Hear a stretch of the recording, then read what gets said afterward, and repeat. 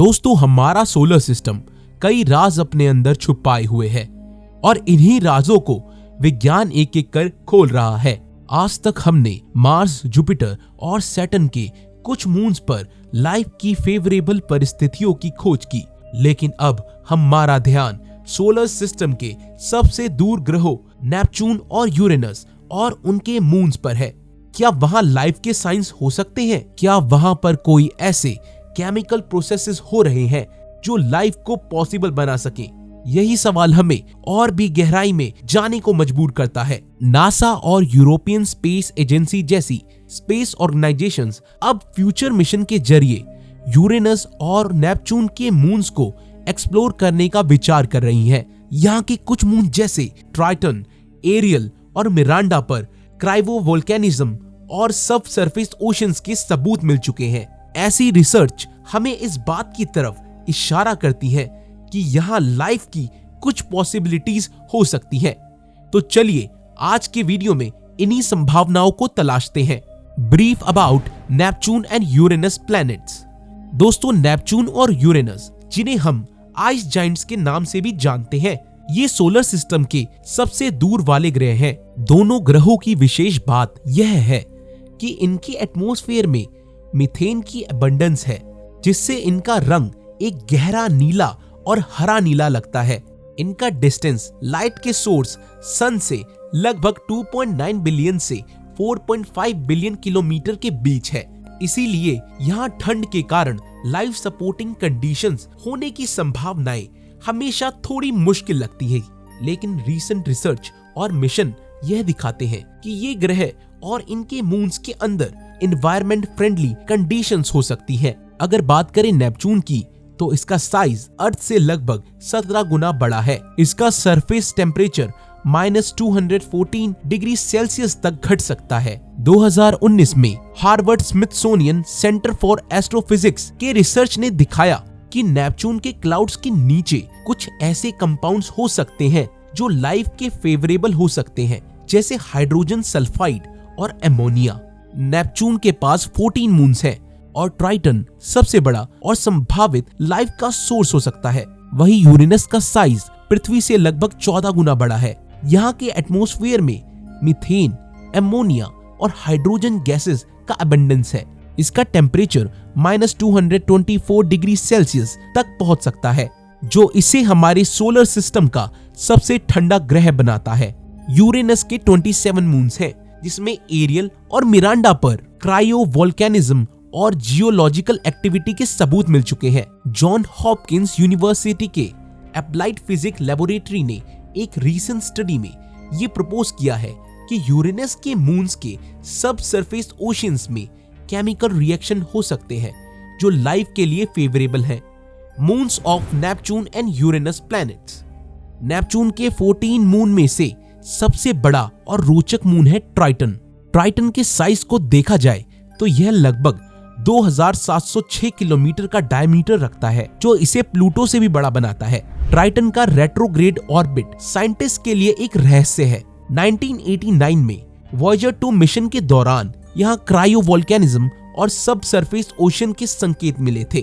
Triton के atmosphere में nitrogen और मीथेन जैसी गैसेस पाई गई हैं, जो यह संकेत देती है कि यहाँ लाइफ सपोर्टिंग केमिकल्स हो सकते हैं। एक और रिसर्च 2020 में नासा के प्लैनेटरी साइंस इंस्टीट्यूट द्वारा पब्लिश की गई थी, जिसमें कहा गया था कि ट्राइटन के अंदर एक्टिव टेक्टोनिक्स और क्रायोवोल्केनिज्म मिले हैं, जो ये दर्शाते हैं कि यहाँ का सब सरफेस ओशन अभी भी लिक्विड स्टेट में हो सकता है। ट्राइटन का पोटेंशियल लाइफ सपोर्टिंग एनवायरनमेंट विज्ञान की दुनिया में काफी उत्साह पैदा करता है। वहीं यूरेनस के 27 मून में से एरियल और मिरांडा सबसे ज्यादा ध्यान खींचते हैं। एरियल का डायमीटर लगभग 1178 किलोमीटर है और मिरांडा का डायमीटर 471 किलोमीटर के आसपास है। जॉन हॉपकिंस यूनिवर्सिटी के अप्लाइड फिजिक्स लेबोरेटरी के अनुसार एरियल के सब सरफेस ओशंस और वहां के जियोथर्मल प्रोसेसेस इस बात की तरफ संकेत करते हैं कि यहाँ लाइफ के लिए फेवरेबल कंडीशंस हो सकती हैं। एरियल पर जो सबसरफेस ओशियंस होने के सबूत मिले हैं, उनके अनुसार यहाँ लिक्विड वाटर हो सकता है जो माइक्रोबियल लाइफ को समर्थन दे सकता है। मिरांडा का सरफेस काफी रगिड है और यहाँ काफी बड़े फिशर्स और कैनियंस पाए गए हैं, जिनमें सबसे बड़ा वेरोना र्यूप्स है जो लगभग 20 किलोमीटर ऊंचा है। यह जगह एक डायनामिक पास के बारे में बताती है और यह संभावना है कि यहाँ अभी भी सब सरफेस ओशियंस थे जो शायद अभी भी एग्जिस्ट करते होंगे। Possibilities of life on Uranus moons. दोस्तों, साइंटिस्ट अब यह मान रहे हैं कि यूरेनस के कुछ मून्स, खासकर एरियल और मिरांडा में लाइफ के लिए संभावित कंडीशंस हो सकती हैं। एक रिसर्च के अनुसार एरियल के सब सरफेस ओशियन का टेम्परेचर -100 डिग्री सेल्सियस के आसपास हो सकता है, लेकिन यहाँ का प्रेशर और जियोथर्मल एनर्जी यहाँ के वाटर को लिक्विड स्टेट में बनाए रख सकता है। यहाँ लाइफ के फेवरेबल होने के लिए जरूरी सबूत जैसे सॉल्ट और मीथेन जैसे ऑर्गेनिक कंपाउंड्स के सबूत मिल सकते हैं। दोस्तों, लाइफ के सबूतों के लिए यूरेनस के मून्स को एक्सप्लोर करना जरूरी है, क्योंकि यहाँ जो कंडीशंस है वो जुपिटर के मून यूरोपा और सैटर्न के मून एनसेलेडस जैसी लगती हैं। यूरोपा और एनसेलेडस दोनों के ही वाटर सरफेस ओशियंस में वाटर के प्रूफ मिले हैं, जहाँ माइक्रोबियल लाइफ के ट्रेसेस हो सकते हैं। यह बात एरियल और मिरांडा के लिए भी काफी संभावित है। Possibilities of life on Neptune moons. Life की संभावनाएं नेपच्यून के मून्स पर भी काफी रोचक और साइंटिफिक एंगल से इंपॉर्टेंट है। इनमें से ट्राइटन, जो नेपच्यून का सबसे बड़ा मून है, लाइफ के लिए एक संभावित जगह बन सकता है। ट्राइटन पर लाइफ की संभावनाएं उसके यूनिक ऑर्बिट और क्रायोवोल्केनिज्म के कारण खींच रही हैं। वॉयेजर 2 मिशन के द्वारा 1989 में ट्राइटन के पास से फ्लाई बाय करते वक्त कुछ सबूत मिले थे जो इस मून को और भी रोचक बनाते हैं। ट्राइटन का रेट्रोग्रेड ऑर्बिट। ट्राइटन के पास एक रेट्रोग्रेड ऑर्बिट है, मतलब यह अपने ग्रह के गोल चक्कर में नेपच्यून के घूमने की दिशा के विपरीत घूमता है। साइंटिस्ट का मानना है कि ट्राइटन पहले एक ड्वार्फ प्लैनेट रहा होगा जो केपलर बेल्ट से कैप्चर हुआ। इसके अंदर जो मटेरियल और जियोलॉजिकल स्ट्रक्चर है वह नेपच्यून के दूसरे मून से काफी अलग है। यह बात इसलिए इम्पोर्टेंट है क्योंकि ट्राइटन के अंदर जो एनर्जी और हीट जनरेट होती है वह इसके अंदर लिक्विड ओशियंस को स्टेबल बना सकती है।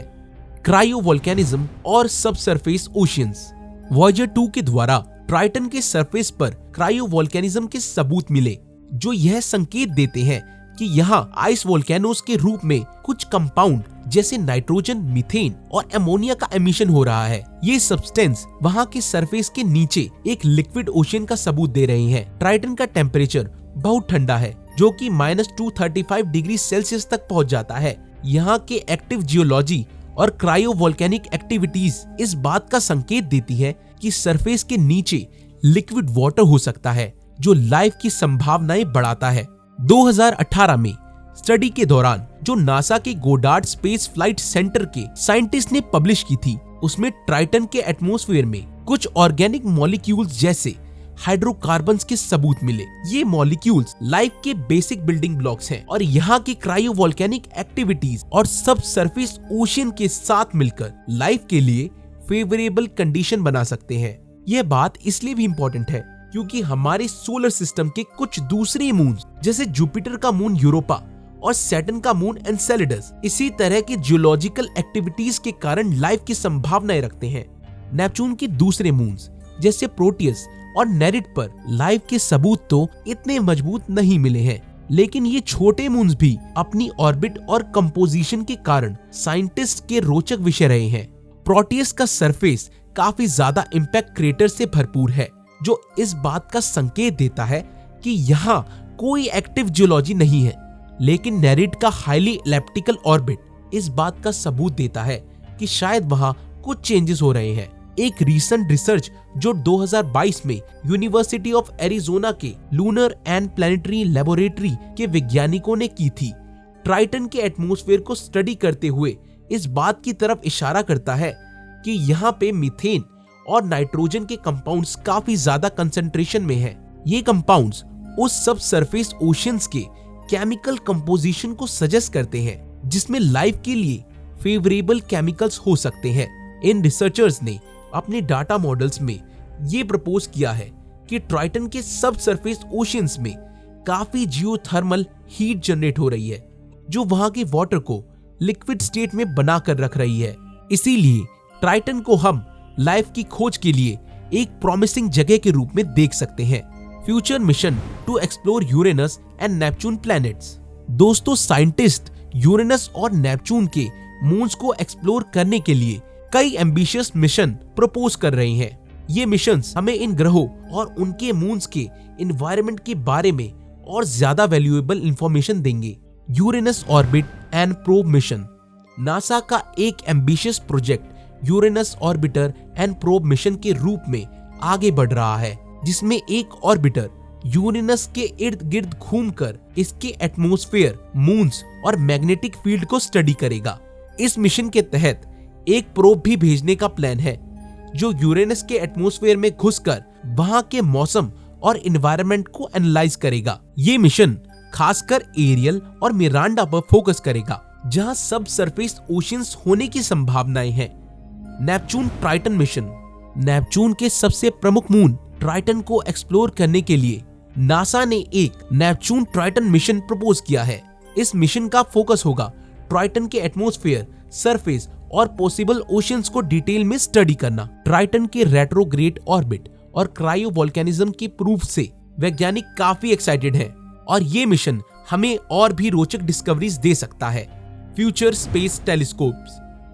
जेम्स वेब स्पेस टेलीस्कोप जैसे एडवांस टेलीस्कोप के माध्यम से साइंटिस्ट अब इन दूर ग्रहों और मून्स के एटमॉस्फेयर को डिटेल में स्टडी कर रहे हैं। साल 2023 के एक स्टडी के अनुसार वेब टेलीस्कोप द्वारा जो डाटा आया है उससे ये पता चला है कि नेपच्यून पर सब सरफेस ओशियन हो सकते हैं। इस तरह के ऑब्जर्वेशंस हमारे अगले मिशन को गाइड करने में मदद करेंगे। दोस्तों, हमारे सोलर सिस्टम के सबसे दूर ग्रह यूरेनस और नेपच्यून के मून्स, खासकर एरियल, मिरांडा और ट्राइटन, लाइफ की खोज के लिए अब कुछ नई उम्मीदें दे रहे हैं। बाकी क्या हम धरती के बाहर इंसानों के लिए नया घर खोज पाएंगे या नहीं, ये तो आने वाला वक्त ही बताएगा। वैसे आप इस बारे में क्या सोचते हैं? कमेंट करके बताइए। वीडियो पसंद आया तो इसे लाइक और शेयर करना मत भूलना।